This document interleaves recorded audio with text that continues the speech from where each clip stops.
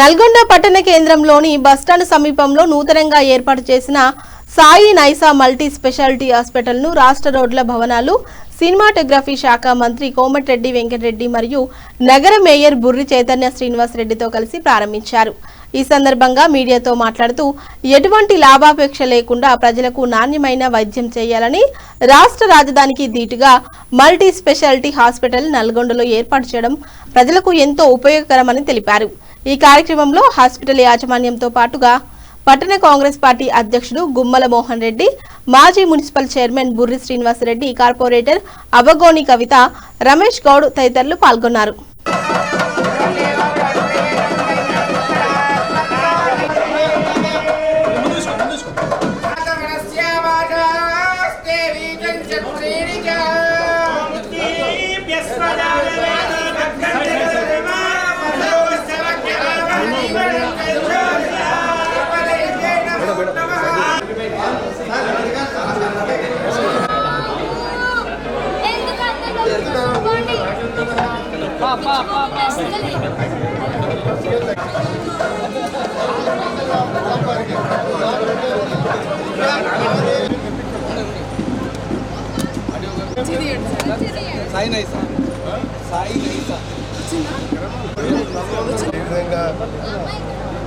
Corporate హాస్పిటల్లో ఉండే విధంగా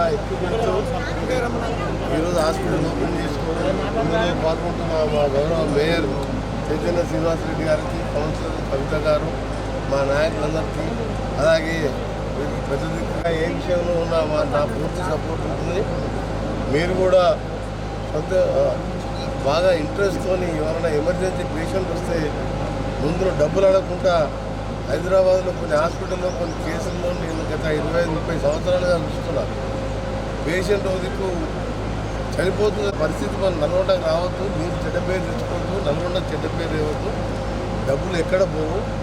ఎప్పుడైనా వాళ్ళు రాగానే ఇమీడియట్గా ట్రీట్మెంట్ చేసి మంచి ప్రాణాలు దక్కిస్తే ఎంతకంటే అదృష్టం లేదు.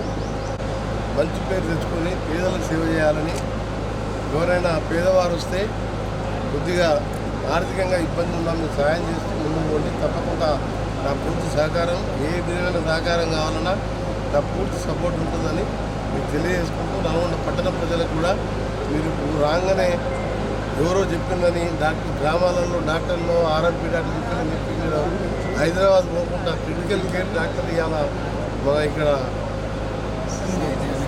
సాయి నైసా హాస్పిటల్ పేరు మీద ఏర్పాటు చేసింది కాబట్టి మీరు ఎవరు తొందరపడద్దు. అక్కడ పోయినా ఇదే ట్రీట్మెంట్.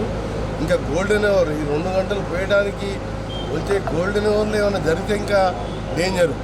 ఫస్ట్ వీటికి వస్తే ఇక్కడ వెంటిలేటర్స్ పెట్టిన తర్వాత ఇంకా 4 రోజులైనా ట్రీట్మెంట్ నడుస్తుంది. అన్ని రకాల వైద్య పరికరాలు ఉన్నప్పుడు డాక్టర్గా 6-7 సంవత్సరాల అనుభవం ఉన్న వాళ్ళు తప్పనిసరిగా మీకు ఎటువంటి ఇబ్బంది లేకుండా మిమ్మల్ని ఆరోగ్యంగా క్షేమంగా ఇంటికి తీసుకుపోతారు.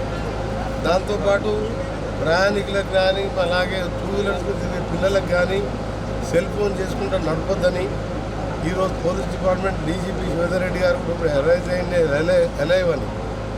మీరందరూ కూడా జాగ్రత్తగా ఇంటికి చేరుకోవాలంటే మీరు సెల్ ఫోన్ వాడకుండా, డ్రంక్ అండ్ డ్రైవ్ చేయకుండా స్లోగా ట్రాఫిక్ రూల్స్ పాటించిపోయి యాక్సిడెంట్ నివారించాలని, అలాగే ఈరోజు మరొకసారి హాస్పిటల్ సిబ్బందిని అందరినీ అవసరం ఉంటే ట్రైనింగ్ ఇప్పించైనా సరే మనం పెట్టుకొని మంచి సేవలు అందించుకొని మంచి పేరు తెచ్చుకోవాలని ఆల్ ది బెస్ట్.